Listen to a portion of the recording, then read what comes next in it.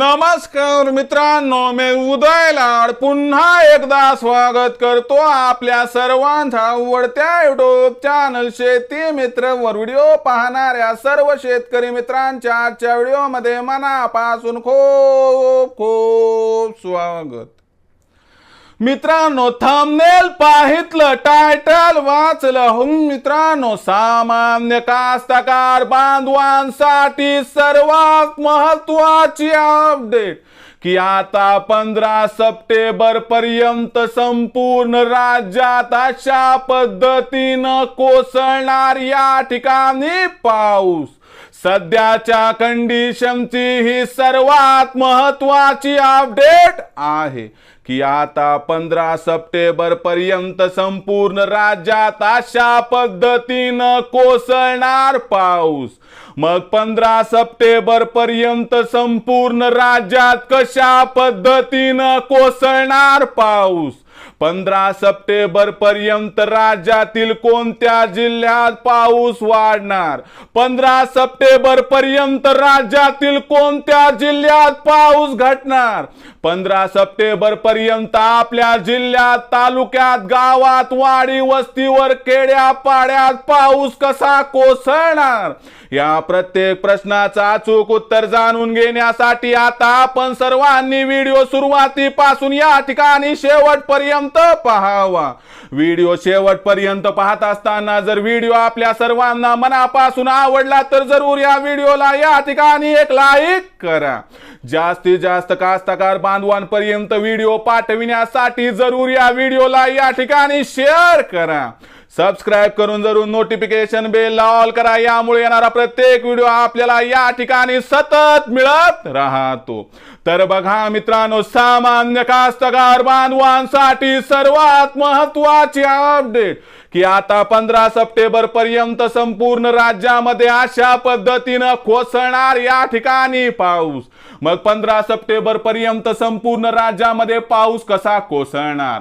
15 September पर्यंत राज्यातील कोणत्या जिल्ह्यात पाऊस वाढणार, कोणत्या जिल्ह्यात पाऊस घटणार? आणि 15 सप्टेंबर पर्यंत आपल्या जिल्ह्यात, आपल्या तालुक्यात, आपल्या वाडी वस्तीवर, खेड्या पाड्यात, शेत शिवारात पाऊस कसा कोसळणार? या प्रत्येक प्रश्नाचं आता या ठिकाणी घेऊया सविस्तर उत्तर। तर बघा मित्रांनो, सध्याच्या कंडिशनला बघितलं तर बंगालच्या उपसागरामध्ये जो कमी दाबाचा तीव्र पट्टा तयार झाला होता तो भुवनेश्वरच्या मार्गाने समोर समोर सरकत आहे आणि यामुळे मध्य भारतामध्ये पाऊस वाढताना दिसतोय। हा जो पाऊस आहे मित्रांनो, तुम्हाला आणखीन 48 तासापर्यंत महाराष्ट्रावरती प्रभाव या ठिकाणी दाखवणार आहे। यामुळे आपल्याला 11 तारखेच्या संध्याकाळपासून तर 12 तारखेच्या संध्याकाळपर्यंत या ठिकाणी हा जोरदार पाऊस चंद्रपूर, गडचिरोली, भंडारा, गोंदिया, वर्धा, नागपूर या जिल्ह्यामध्ये दिसणार। त्या खालोखाल हलक्या ते मध्यम स्वरूपाचा पाऊस अकोला, वाशिम, यवतमाळ, बुलढाणा, अमरावती या जिल्ह्यात दिसणार।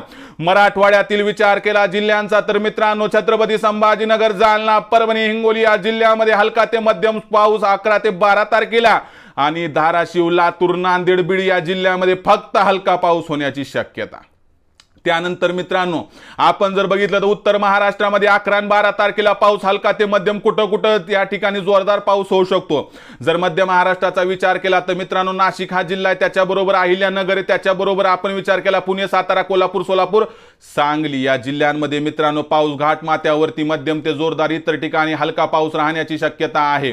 त्यानंतर कोकणाचा विचार केला तर मित्रांनो, कोकण विभागामध्ये 11-12 तारखेला हलक्या ते मध्यम स्वरूपाच्या सरी सिंधुदुर्ग, रत्नागिरी, रायगड, ठाणे, पालघर, मुंबई शहर, मुंबई उपनगर 7 जिल्ह्यामध्ये पडतील। काही ठिकाणी घाटमाथ्यावरती जोरदार पाऊस झाला तर आश्चर्य वाटायला नको, परंतु हा पाऊस 12 तारखेपर्यंत राहणार आहे। 12 तारखेनंतर फक्त पूर्व विदर्भातील काही ठिकाणी हलक्या ते मध्यम सरी आणि कोकणात हलक्या ते मध्यम सरी व मध्य महाराष्ट्र घाटमाथ्यावर हलक्या सरी होतील। बाकी 12 सप्टेंबर पासून संपूर्ण राज्यामध्ये उघडीप आहे। 15 सप्टेंबर पर्यंत पाऊस पडण्याची अजिबात त्यानंतर शक्यता नाही। पडला तर हा पाऊस स्थानिक वातावरणानुसार हलका ते कुठं कुठं मध्यम असू शकतो। तर मित्रांनो, ही होती सध्याची सगळ्यात महत्त्वाची अपडेट की 15 सप्टेंबरपर्यंत संपूर्ण राज्यात अशा पद्धतीनं कोसळणार पाऊस. तर मित्रांनो, ही माहिती आपल्याला कशी वाटली कमेंट सेक्शनमध्ये लिहून कळवा. व्हिडिओ आवडला असेल लाईक करा, कास्तकार बांधवापर्यंत पाठवण्यासाठी शेअर करा, सबस्क्राईब करून जरूर नोटिफिकेशन बेलला ऑल करा. यामुळे येणारा प्रत्येक व्हिडिओ आपल्याला सतत मिळत राहतो. तर मित्रांनो, अशाच एका नवीन व्हिडिओसह मी आपला मित्र उदय लाड आपल्या सर्वांच्या आवडत्या युट्यूब चॅनल शेती मित्रवर मिळत राहील. तोपर्यंत माझ्या प्रत्येक शेतकरी मित्राचे आणि कास्तकार बांधवाचे आजच्या व्हिडिओमध्ये मनापासून पुन्हा एकदा खूप खूप आभार.